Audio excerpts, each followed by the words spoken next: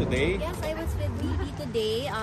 Actually, it was a very cheerful and lively visit today because syempre, nakitaan sa mong papa yung mga girls. Actually, as we entered the room, nandun na siya. He was early today, maybe because alam niyang kami dalawa yung bibisita. So, he was early today and nakatalikod siya. So, pagpasok namin nakatalikod na. I shouted, Dada Ruby! Tapos paglingon niya, ayun, nakasmile. And then, syempre, nagbeso kami, nagmano, naghug. And then, sabi niya, my little girls. So, yun yung tawag niya sa amin ng sister ko, si VP Sara.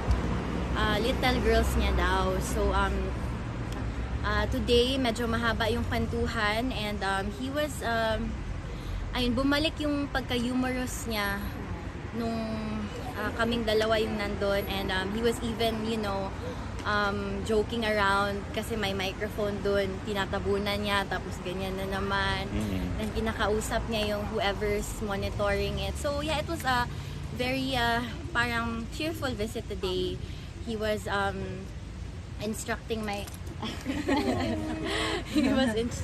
sister and I kung ano yung mga bilin niya sa amin, and he had messages for the family, of course. And ayun, binalita ng sister ko na all of you are here today to, of course, again, show your unwavering support to him. And ayun, of course, nagpapasalamat si PRRD to each and every one of you. Also, I want to relate to you my sister's VP Sara's message for you. Ito yung tinext niya. Okay, so mga kababayan, PRRD has requested that all 4 children visit him at the same time. Veronica will be the one to give the Thanksgiving message to the supporters in Duterte Street and provide updates, as this is her scheduled turn to visit, and I am here only upon PRRD's special request that I spend time with my siblings, especially Veronica. Daghang salamat, Sara Duterte. So, yan yung mensahe niya. Syempre, I understand also that medyo hectic yung schedule niya, so she can only be there for that. But ayun, pinapaabot niya yung pasasalamat niya sa inyong lahat. Yung mga habilin po niya, yung mga hindi masyado personal, what can you share sa mga habilin na hindi naman personal masyado? Yung mga he gave fatherly advice to my 2 brothers, to Manong Pulong, Congressman Pulong, na yung mga fatherly advice na, steady lang, take it easy, relax lang. And kay may Vice Mayor Sebastian, relax lang, slow down, ganon. So yung fatherly advice, binigyan niya kami. And of course, nagbilin siya na okay, yung mga apo ko, whenever they can visit, please let them visit. Okay. And kasi of course, he feels lonely talaga. But I think that my sister and I visiting him today really gave him the additional push and the grit that he needed to keep moving forward, to keep fighting, because if only at this point he's not fighting for himself anymore. He told us na I'm old and I believe that I've fulfilled my duty and I'm done. So the only reason I am here, the only purpose I have left is you, my children. Yun kasi I think that kind of speaks to what kind of father, leader, and person he is, na kami also, his children, tayo yung rock niya. We are his rock, we are his anchor. We are what keeps him going, what keeps him steady, and what keeps him strong. Meron ba sila na pag-usapan na current affairs that you can share with us? Current affairs, ang dami. Kasi since nag-uusap sila, so may time na ako na nanahimik lang ako, and then nag-hug lang ako sa kanya. Magkaharap kasi sila ni VP, tapos ako yung nasa tabi niya. I think pinag-usapan nila yung current state of Davao pa rin, and he's very proud of Vice Mayor Baste, sila Kong Pulong, Kong Omar, and si Rigo, si Councilor Rigo, acting Vice Mayor ngayon. Pinag-usapan nila ang yung development of Davao, and of course, of the Philippines, kung kamusta na ba, kasi kamusta ba yung mga tao, kamusta yung mga Filipino, are they okay? Kasi, well, he's not president anymore, so hindi na ganun kalaki yung magagawa niya, but he's always, he reassured us na you, the Filipino people, are always on his mind. Yun pa rin yung iniisip niya until now. Did former President Duterte mention or discuss with you his message of not being present for the Cadayawan Festival in Davao? He misses Cadayawan, that's for certain. He misses Cadayawan. Talagang naalala niya yung different festivals and different showcases of culture in Davao. Kasi iba-iba yan yung mga parade from the pageant. So he misses his city and he misses Davao City, and sabi niya balang araw, one day, makabalik din siya. Yun lang yung gusto niya. Yung 4 kayo makakabisita, when will it happen?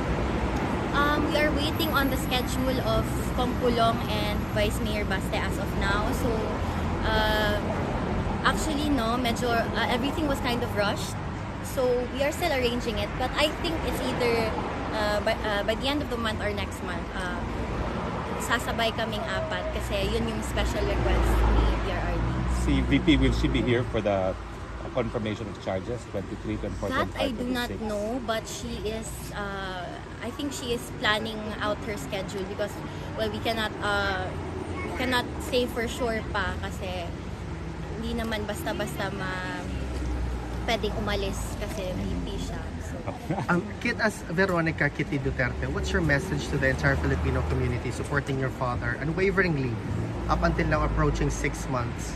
So, I just want to let you all know that I've seen what how high spirits have helped my father, because that is how we bring him to his senses, like by uplifting him, encouraging him, and just constantly being there. So I encourage everyone, keep showing up, keep up the faith, and of course, we still have to move forward with our lives, but wag sana natin siyang kalimutan. Last question, Kit. And maraming salamat talaga sa inyo. It's our honor. Last question. How about the health of the former president? Can you share with us? Yes, I asked around, of course, sa detention unit, and they said he's eating well. Actually, no. My father kasi he's naturally skinny because of genetics. His mother is my nanay suling is skinny also. Kaya kahit anong kain niya, payat pa rin. And it also comes with the old age, of course. So he's eating. Siguro not ideal yung eating time niya and the amount of food that he eats, but he's eating from time to time daw kasi he has 24-hour surveillance. So nakikita siyang pabunot-bunot ng mga sa kusina. So ganyan siya Gusto niya yung maya-maya, and then gusto niya yung later in the afternoon na kumain. But sometimes they do have to push him to eat para naman mainom niya yung medication niya. Thank you, Kit. Okay. So, yes. Ma'am Kitty, hi. Yes, I flew go. from London to be here this morning. It's This nice is to my, see you today, 13th sir. time to come to The Hague. Yes. And I've supported your father since the time of the Duterte administration. And I'm just wondering how you cope. I get relentlessly bashed, so many comments on Facebook and social media, and some people can be really harsh and nasty. And I'm just wondering if, as a family, if you moderate those comments, you look at those comments, because I know you look tired, you look maybe sick, if you don't mind me saying, because of your schedule and everything else. How are you coping? So I grew up in the public eye, so I've been exposed to the public ever since. And over the years growing up, I've received a lot of countless scrutiny, criticism, all of that, unsolicited opinions. But I think, again, I'd like to reiterate that it comes from the upbringing from my parents. Yes, I am very gentle towards the people that I love, but I'm also very tough, and I'm not sensitive at all. So I'm not sensitive at all. So ayun, to be honest with if there's anything that bothers me, it's my father's situation. I've never really felt bothered, even as a teen before, with regards to, you know, the public scrutiny that I would receive. So I'm doing fine with that, and ayun, as cliche as it sounds, I am really unbothered to the scrutiny and Proud of criticism. you. Like, kumbaga sa atin pa, malayo sa bituka. I mean, hindi naman yun nakakamatay. What's the worst thing that scrutiny can do? So, Thank you, Ken. yeah, thanks so much. Okay? So let's